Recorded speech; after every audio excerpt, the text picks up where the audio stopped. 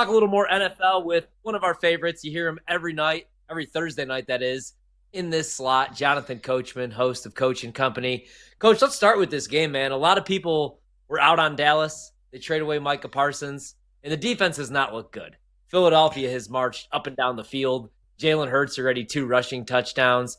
But the offense is going to keep them in games this year, man. Dak could lead the league in touchdown passes. I like the Pickens pickup, and CeeDee Lamb's a top 3 receiver in this league, and he's showing that tonight. Where are you at with this Cowboys team, and do you think they got a shot to at least cover the 8.5 tonight? Well, I played him at 8. I bought him 2 points up to 10.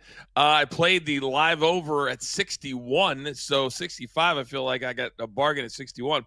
But, Ryan, I don't know that I've ever seen in the history of my fandom or being a professional in this business a dumber play than Jalen Carter had to start the game. That completely changed the game for the Eagles because he's a game changer in the middle. They now can do whatever they want. There's no pressure on Dak whatsoever. But if you don't think they're missing Micah Parsons, what are we watching? They can't stop him. Even when Jalen Hurts is just standing back there looking around and they've got him covered, he just finds a way, and there's nobody on the defense that's fast enough to stay with him. They're going to miss Micah Parsons. Now, was he worth $47 million? Probably not. But if I'm watching that game, Ryan, I'm playing every over of every Cowboys game all year long. It's a perfect recipe, great offense, and a defense that can't stop anybody. So right now I feel pretty good about my +8, my +10, and I feel great about my over at 61. I completely agree, and I have no idea what Jalen Carter's thinking. You go on the first play, not even the first play, man. It was right after the opening kickoff, and you spit in the opposing quarterback's face when there's cameras all over that field. And the league's cracking down already on taunting and things like that, obviously. And what a weird night to do it, too. It's the opening week of the NFL season. It's ring night. You're raising your banner. You're getting your Super Bowl rings, and you get kicked out before you even make a tackle. Crazy stuff. I'm glad you got the Chiefs hat on, man, because I want to ask you about this game. Chiefs went from 3.5 back down to 3 in some shops. Total's 46.5. I'm hearing a lot of love for the Chargers. What are you doing in tomorrow night's game? Well, there was a lot of love last year for the Chargers as well until they played the game. Now, this is what I call the battle of the boo thing because you have one tight end who just got engaged to a billionaire. Then you've got another quarterback for the Chargers who's also dating a very well-known, attractive, let's call her a starlet or a YouTuber or an influencer. That's been the main storyline for this game. I think the Chiefs are going to be much, much better than they were last year. Travis Kelce, Ryan, he's lost 35 pounds. Now, despite the fact that he's been shopping for a ring for the last several months, he was also in the gym. I also think that Patrick Mahomes took it on the chin. I think it was the first time in his entire career where he had a game where they were never in it. What was it, 34-0 at one point? I think these two guys and their greatness, they decided in the offseason, you know what? We haven't seen – I mean, Patrick had a couple of trips, but we didn't see a lot of him. I think he's going to be in better shape. I think the offense is going to be great. I love Xavier Worthy. They're going to miss Rice at the start of the season for 6 games. But I think the Chiefs come out and they make a statement tomorrow. And I think they beat the Chargers. And I think I picked them on my show today. I think they're going to go back to the Super Bowl. And I think they're going to win the Super Bowl this year. I think they're going to be that good. Yeah, I completely agree, man. I bet Mahomes to win the MVP, even though it's only plus 650, just because of this narrative that he has this dad bod and that I keep hearing the runs over in Kansas City. Not sure about that, man. Andy Reid's still the head coach and Spags is still calling the defense. One of the other premier matchups, we get last year's NFC North winners, the Detroit Lions, coming off a 15-win season, but they lose their offensive coordinator, Ben Johnson, their defensive coordinator, and Aaron Glenn. And they got to travel to take on the Green Bay Packers, who made the deal for Micah Parsons. The Packers go from being 1.5-point underdogs to 2.5-point favorites at Lambeau. The total is 47.5. You like Green Bay to win the game, or do you think that Detroit can at least cover the 2.5, maybe 3 that we close at? If the Lions were playing at home, I'd take Detroit. But the fact that they're playing in Green Bay, a lot of people forget, Ryan, that the Packers have made it to the playoffs 5 out of 6 seasons under Matt LaFleur. He's a really good coach. And now that they have Micah Parsons, we're seeing tonight just how much the Cowboys are missing him. Now, here's the thing, though. When you got to take an injection in your back, I had to do it when I played college basketball, and it is hit or miss. Sometimes if it hits the right nerve, you're good to go. I was good to go for the rest of my senior year. But I wasn't playing in the NFL either. And so how healthy is Micah Parsons going to be? I don't know. But to me, this one's also about Dan Campbell. At some point, Ryan, we have got to admit to ourselves, if you're Detroit, that you have a head coach that's a great motivator. He's a great rah-rah guy. He is not a great head coach. And when it comes down to the most important games, like one's on Sunday night, in his mind, he's like, oh, wait a second. I've got to gamble on every play. I've got to go for it on every fourth down because we're playing a really big team or it's a playoff game. Dan Campbell is not a good head coach. So I'm always going to give the advantage on the other side of the football field, and this just happens to be the Packers. So I like the Packers to win. I like the Packers to cover. I think they're going to have a really, really good year, and I love Jordan Love. He got his bag. He got his money, and they got their star on the defensive side. I think Green Bay is going to have a great year this year. Yeah, we're on the same page there, man. Goff on the road at Lambeau, Micah Parsons. Also, you lose your starting center in Ragnow that Detroit did, and you're going against that pass rush for Green Bay, which all of a sudden becomes a strength. I like the Packers as well. Primetime game. How about this one on NBC? The Ravens. I'm trying to see where we're at right now. The Ravens, okay, so the Ravens, the best price you could get on them, it's a pick. So they're +1. Baltimore, you can also actually get +1.5. Who do you like in this one between Lamar and Josh Allen week 1? The game's in Buffalo. I am calling this the battle of the Dan Marinos. And I don't mean that disrespectfully. I mean that, unfortunately, for Lamar Jackson and for Josh Allen, they are playing in the NFL at the same time as number 15 in Kansas City. And there can only be one Super Bowl champ every single year. It was part of the reason Peyton Manning took so long to win his title because Tom Brady was winning all of them. So, to me, you got to go with the Bills at home. To me, the Ravens are overhyped.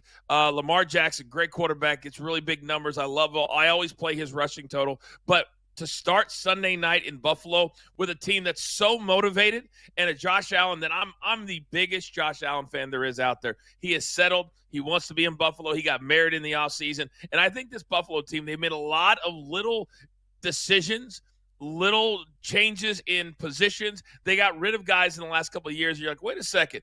But I think they were smart to get rid of the likes of Stephon Diggs a couple of years ago. So to me, Buffalo is the second best team in the entire AFC, maybe the second best team in the league. So I like them to win on Sunday. I can't believe that this line is where it's at right now. I thought Buffalo would be favored by at least 3 or 3.5. Yeah, I know. I was looking at it 1.5 everywhere pretty much. The other game that's kind of flying under the radar that I keep forgetting about, man, is the Rams at home. That just moved a little bit. They went from 2.5 to 3. Total's 43.5 against the Texans. I haven't heard anybody make the case for the Texans. If I were going to, it would be that pass rush, Anderson and Hunter against Matthew Stafford, who they've frozen all offseason. He's got a bad back. He's pushing 40 years old. Where are you on that one, man? Because the Rams are 3-point favorites against Houston. Yeah, we get all the local coverage out here that you don't get, Ryan, on the local LA channels, and they're putting it all on Matthew Stafford. If he plays, they think they're going to have a really, really good year. If he doesn't, then they won't. You can say that for 31 other teams too. But when you're talking about the Texans, I put their head coach in the same category as Dan Campbell, and it's not to be disrespectful. It's just to be honest. There are certain people that are made to be coordinators, and there are certain people that are made to be head coaches. He's not made to be a head coach. He's really good on the defensive side of the ball. He's not good with clock management, and I think the Texans are also going to miss Tank Dell, who, from what I understand, the knee is not rejuvenating like it should. I don't know that he'll ever play in the NFL again. So without those weapons, I just don't know that the Texans have enough firepower to beat the Rams. Yeah, I'm with you on that one. And then another interesting game that we get is the Jets, 3-point dogs taking on the Steelers. So it's a revenge game for Aaron Rodgers week 1. And Justin Fields, though, that nobody's talking about because he's going against his former team, the Pittsburgh Steelers. Rodgers is going after the Jets or going out, going against them. Total in the game only 38, so the market's expecting a lower scoring game. What would you do if you had to bet this game? Rodgers or Fields, Steelers or Jets? Let's make this very clear. Very clear, Ryan Horvath. It's only week 1. Yeah. There's nothing more than that. Shut up, Aaron Rodgers. I'm so tired of you giving us nothing when you're being interviewed. If I had to play this game, I'm a Justin Fields fan. I love watching him play. Now, sometimes he makes you scratch your head, but he's dynamic. He's athletic. And if he can just find a few of his weapons. He's got Garrett Wilson, who got his bag. Sauce Gardner got his bag. The Jets, I don't think are going to be that bad of a football team as compared to the Steelers. And don't you think, Ryan, at some point, I know they love the narrative in Pittsburgh. Oh, we've only had 4 head coaches the last 60-odd years. You know what? Sometimes you need to make a change. And as great as Mike Tomlin is, and yeah, maybe he'll be picked up by another team right away, but that's okay. The whole point is I'm tired of the narrative he's never had a losing season. Okay, so 9-8 is something to write home about? Is it? Yeah. I say no. They need a new voice. They need an offensive-minded coach. They just got rid of George Pickens. They can't stop him in Philadelphia tonight. This guy is dynamic. So I think this is going to be a major disappointment for the Steelers. I like the Jets at home this weekend. Another game I'm really interested in, man, that probably a lot of people aren't going to watch unless you're in the Jacksonville or Carolina market is the Jags and the Panthers, 2 teams that I want to buy low on. Bryce Young looked really good down the stretch. And if Liam Cohen can't get Trevor Lawrence to throw 24 or 25 touchdown passes, man, his number's only 21.5. He might be a career backup. After a couple years ago, everybody thought he was this once-in-every-generation quarterback. He hasn't lived up to the hype. The Jags are actually favored by 3. Who are you higher on this year, Carolina or Jacksonville, and who would you bet in that game? Oh, Carolina, all the way. I mean, Bryce Young has finally figured out how to play quarterback at the NFL level. The best thing that they did last year was bench him and let him watch from the sideline so you get, okay, that's how you did. Oh, the guy's open over there. Jacksonville is a gigantic failure. Trevor Lawrence is the only quarterback that's left on his original team from that draft class. That whole draft class was an embarrassment. Now, does he get paid? Yeah, they're all getting paid these days. But Trevor Lawrence needs to be a dog. And I don't know, Ryan, if he has that in him. I need to see a little bit of arrogance, a little bit of cockiness, not the old, hairs coming out the back of the uniform and he's playing good. And he's just, to me, he's too clean when he gets done playing in a football game. Now, so is Bryce Young, but at least Bryce, to me, has great touch, much better touch than Trevor Lawrence. So I would bet on Carolina. You're right. They were covering down the stretch, and they were really competitive with some really good teams down the stretch too. Yeah, Coach, we got time for one more, about 60 seconds here. So you said in the AFC you like the Chiefs. I like the Chiefs as well. What about the NFC, man? Right now the Eagles have a 24-20 lead on Dallas. Is it as easy as just taking them to repeat, win the NFC, or is there a team that you like a little bit more? Well, I really like the Eagles after watching them in the first half. Jalen Hurts seems to have taken his game to a whole nother level. They've got all the weapons that they need. They've made some changes on defense. I think they'll figure that out. It would be a different game if Jalen Carter was in the game. Let's just be honest. So to me, it's the Eagles, it's the Packers, and then it's everybody else. Don't sleep on the Bucs either, but I think the Eagles are the clear favorite in the NFC. Love it. Jonathan Coachman, host of Coaching Company. What do you got coming up before next Thursday when we do this again? Where can the people find you this weekend? Busy, man. Coaching Company every day. We've got Off the Rope, Sirius XM, Channel 156, 2 to 4 every single day. We're busy, man. We're super, super busy. So I've got the weekend off, then 2 straight weekends, golf tournaments with the sun. Competitive golfer, Scratch. I spend a lot of weekends on the golf course. Well, good luck, brother. Stay safe. Enjoy the weekend. Enjoy the games this weekend. We'll do it again next Thursday. Appreciate you always. I love it, man. Love being here on Thursdays. Thank you, Ryan. Enjoy it. Great stuff right there. Jonathan Coachman, Chiefs fan. He's got the Kansas City hat on. I like Kansas City tomorrow. I've been going back and forth on that one. You can get Kansas City right now at 2.5. Give me the Chiefs.